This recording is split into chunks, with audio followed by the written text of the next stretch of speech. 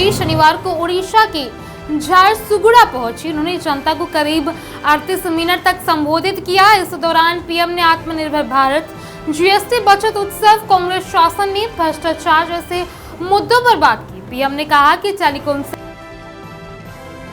Sector की शुरुआत हुई तो भारत पीछे रह गया था। सोशल मीडिया पर चुटकुले चलते थे, जाने क्या क्या लिखा जाता था।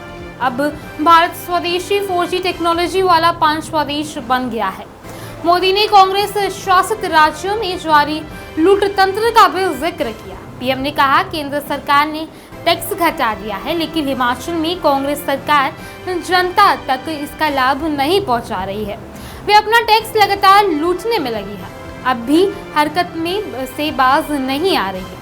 प्रधानमंत्री का 15वां महीनों में छठा उड़ीसा दौरा था। उन्हें 60,000 करोड़ रुपए के कई बड़े रेल, एजुकेशन और हेल्थ प्रोजेक्ट्स की शुरुआत की।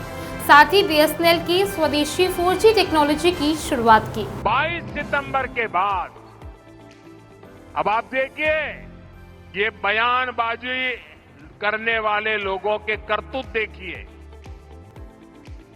हिमाचल में कांग्रेस की सरकार है, भांति भांति की हमको गालियां देने की कांग्रेस को आदत पड़ गई है। लेकिन जब हमने जीएसटी का दाम कम किया तो पूरे देश में काम कम हुआ। लेकिन कांग्रेस आम जनता को ये सुख देना नहीं चाहती है। पहले जब हमने डीजल पेट्रोल में पैसा कम किया था तो जहां जहां कांग्रेस की सरकारें थी, उन्होंने ऊपर से दूसरा टैक्स लगा करके उतना ही दाम रहने दिया और खुद तिजोरी भर करके लूट का रास्ता खोल दिया। ऐसा ही हिमाचल में कांग्रेस सरकार ने, जब हमारी सरकार ने सीमेंट का पैसा कम किया तो उन्होंने अपना एक नया ही टैक्स लगा दिया। और इसलिए जो फायदा भारत सरकार हिमाचल के लोगों को देना चाहती थी, ये कांग्रेस की लूटबाज सरकार उसमें दीवार बन के खड़ी हो गई। इसलिए मैं कहता हूं, कांग्रेस की सरकार जहां भी रहेगी वहां लोगों को लूटेगी।